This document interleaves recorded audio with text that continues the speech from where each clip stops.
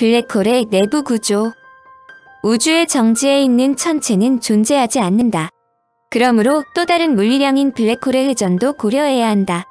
그렇다면 회전하는 블랙홀 안쪽은 어떻게 되어 있을지 궁금하지 않을 수 없다. 회전하는 블랙홀 주위의 공간은 일그러지고 그 바깥쪽에 에르고 영역이라고 불리는 공간 영역이 발생한다. 에르고 영역에서는 공간 자체가 빛의 속도로 블랙홀에 이끌려서 돌고 있는데 이 영역에 도달하는 물질은 블랙홀이 도는 방향으로 끌려간다. 이러한 회전의 다른 효과로 인해 블랙홀 표면이라고 할 수 있는 사상의 지평면 안쪽에 또 다른 내부 지평면이 나타난다고 생각된다. 사상의 지평면으로 들어간 물체는 반드시 안을 향해 끌려가는데 내부 지평면보다 안쪽에는 큰 원심력이 작용하고 있어서 그 안으로 들어간 물체는 중심 방향으로 낙하하지 않고 운동할 수 있다. 단 내부 지평면 밖으로 되돌아갈 수는 없다. 내부 지평면 안에서의 특이점은 고리 모양으로 생각되는데 내부 지평면의 안쪽 영역은 다른 우주로 가는 통로로 추정하는 시각도 있다. 이를 연계하면 다른 우주에서는 블랙홀이 아니라 화이트홀이 된다. 화이트홀은 블랙홀과 달리 그 안에 머물러 있지 못하고 반드시 바깥 세계로 밀려나가는 시공간의 영역이다. 따라서 내부 지평면 안으로 들어간 물체는 잠시 거기에 머문 다음 급히 내부 지평면 밖으로 그리고 화이트홀 밖으로 내던져진다. 그곳은 다른 우주다. 내부 지평면이 안정적으로 존재하는지는 알려지지 않았지만 많은 학자들은 불안정하다고 생각한다. 무엇이든 빨아들이는 블랙홀이 증발한 후 마침내 소멸한다는 것이 호킹의 증발론이다. 그의 이론은 현재 천문학자들 사이에 참으로 인정되고 있는데 그것이 사실이라면 증발의 마지막이 고에너지 전자기파인 감마선의 분출로 관측될지도 모른다고 추측하기도 한다. 보통 태양의 무게 정도의 블랙홀을 생각하면 반지름 3km 이상이므로 상대성 이론과 같은 것이 이론만 고려하고 미시적 규모의 이론인 양자 효과는 무시한다. 그러나 소립자 정도의 블랙홀을 고려한다면 양자 효과도 무시할 수 없다.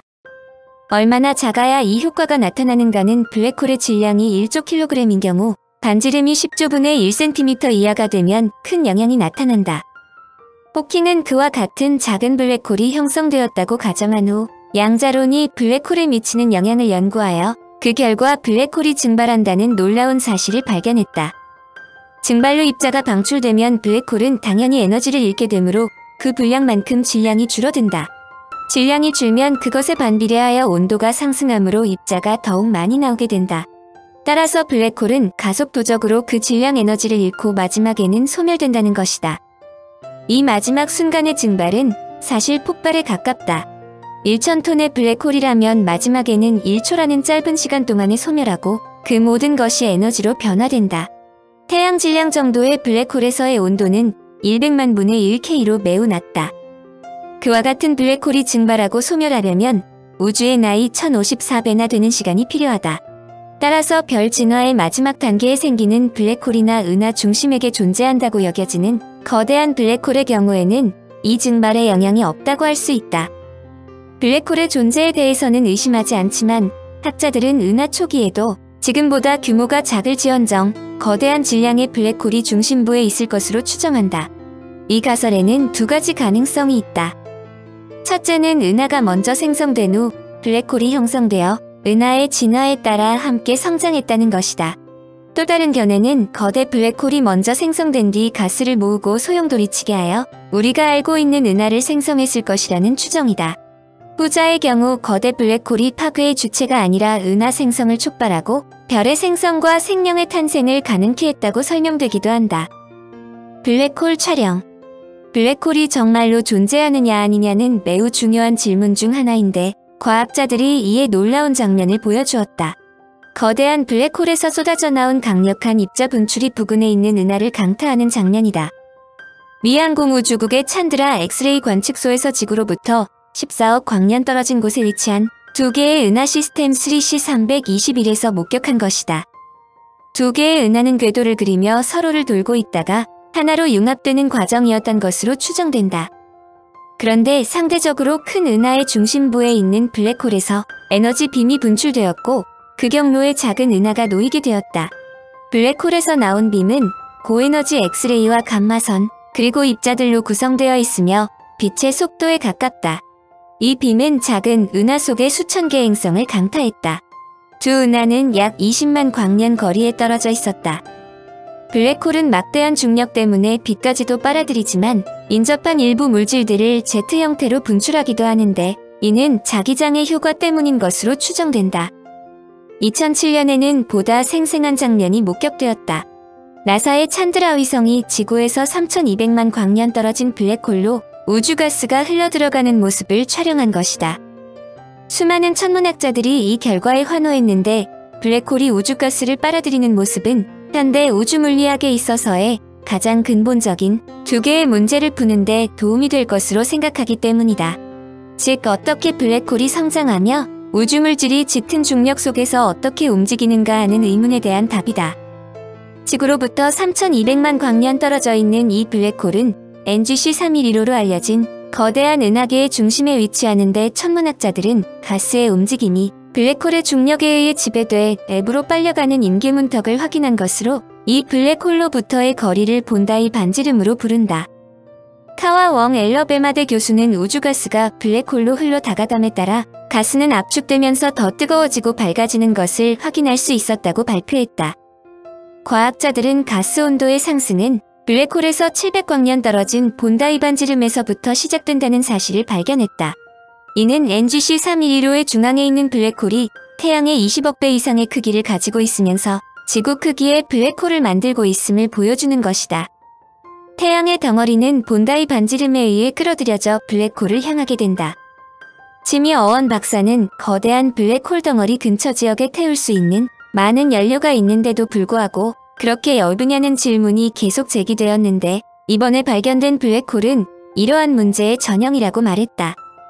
학자들은 이런 모순에 대해 두 개의 설명을 제시한다. 첫째, 실제로 본다이 반지름 내로 흘러들어가는 우주가스 물질보다 훨씬 더 적은 우주물질이 블랙홀로 빨려 들어간다는 점이다. 또 다른 가능성으로는 에너지의 전환 및 방사가 생각한 것보다도 훨씬 덜 효율적일지 모른다는 것이다. 이제 블랙홀은 우주에서 보통 명사나 마찬가지다.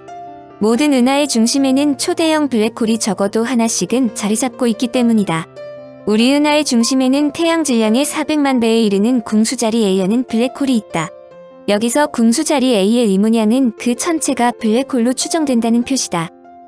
천문학자들은 우리 은하의 중심으로부터 3광년 이내에서 12개의 작은 블랙홀이 있음을 발견했다.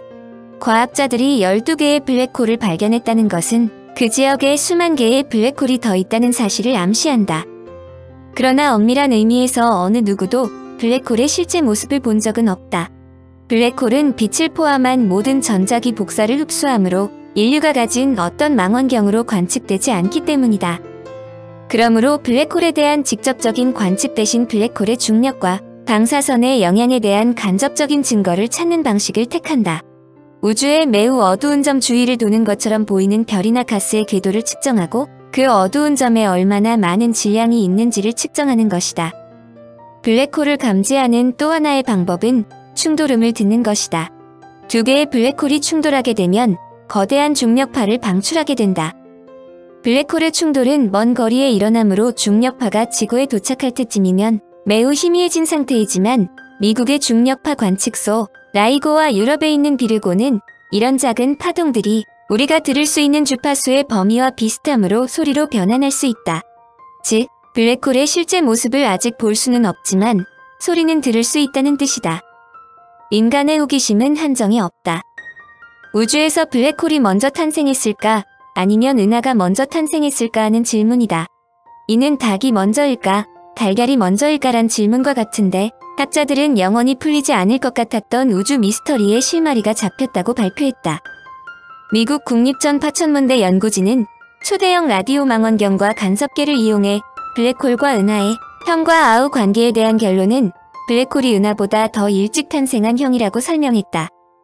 블랙홀과 벌지 질량 사이에는 상호 보완적인 관계가 있기 때문에 둘 중에 무엇이 먼저 성장했는지, 만약 동시에 성장했다면 질량 비율은 일정하게 지속되는가가 천문학자들 간의 큰 화두였다.